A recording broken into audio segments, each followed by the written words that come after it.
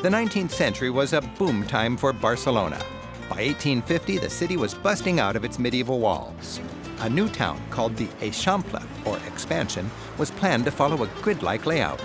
Wide sidewalks, graceful shade trees, chic shops, and plenty of Art Nouveau frills make the carefully planned Eixample district a refreshing break from the dense old city. Building corners were snipped off to create light and spacious 8-sided squares at every intersection. The vision of the Eixample was to have everything equally accessible to everyone. Each district of about 20 square blocks would have its own market, hospital, schools, park, and daycare. While the original vision was an egalitarian one where each zone was equal, the Eixample became an architectural showcase for its wealthy residents. While adhering to height and width limitations, they built as they pleased, often in the trendy style of the day, Modernisme. Modernisme is the Catalan version of Art Nouveau, which flourished across Europe in the late 19th century. Barcelona was the capital of Modernisme, and especially here in the Eixample, it shimmers with its characteristic colorful, leafy, flowing, and blooming shapes. Several of Barcelona's top mansions line the boulevard Passeig de Gràcia. Because the structures look as though they're trying to outdo each other in creative twists, locals nicknamed this stretch the Block of Discord. Barcelona is an architectural scrapbook of the galloping gables and organic curves of the most famous Modernista architect, hometown boy Antoni Gaudí. His Casa Milà is Barcelona's quintessential building from this era.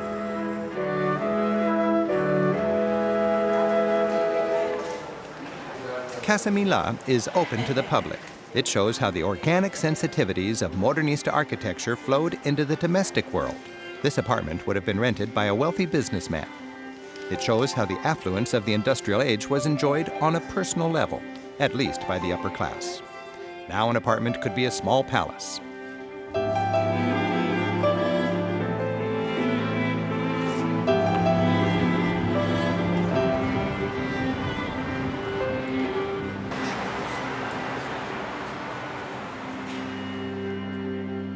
Gaudí's most famous work is his unfinished Church of the Holy Family, or Sagrada Familia.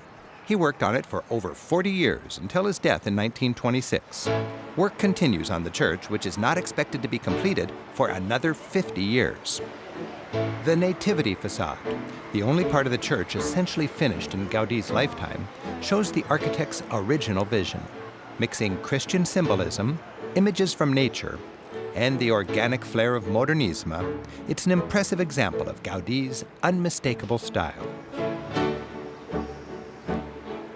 The more modern Passion facade has a different, yet complementary style.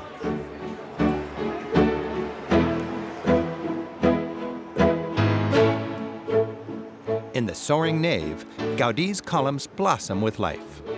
Gaudí was a devout Catholic. Part of his religious vision was a love for nature. He said, "Nothing is invented, for it's written in nature first." His little windows let light filter in like the canopy of a rainforest, creating space for an intimate connection with God. Stepping into this monumental construction zone, visitors see the slow and steady progress and what their steep admission fee is funding. Like the construction of great churches through the ages, this project takes many lifetimes. Gaudí knew he'd never see it finished, as do the architects working on it today. Yet they all contribute, pushing steadily toward completion. Someday, a central 550-foot-tall Tower of Jesus will rise above all this. It'll dwarf everything we see today. The vision? To shine like a spiritual lighthouse, visible even from out at sea. If there's one building on Earth I'd like to see, it's Sagrada Familia, finished. For a more playful dose of Gaudí's architectural genius, we're heading out to his colorful Parc Güell. While today the grand stairway and its welcoming lizard are overwhelmed by fun seekers, Gaudí intended this 30-acre garden to be a 60-residence housing project, a kind of gated community. Fanciful viaducts complement the natural landscape. Gaudí actually lived in this mansion. As a high-end housing development, the project flopped. But a century later, as a park, It's a huge success. As you wander, imagine that the community succeeded and you were one of its lucky residents. Here at the Hall of 100 Columns, the intended produce market, you'd enjoy the fanciful columns and decor while you did a little shopping. Heading home, you'd stroll down the playful arcade. Like a surfer's perfect tube, it's another nature-inspired Gaudí fancy.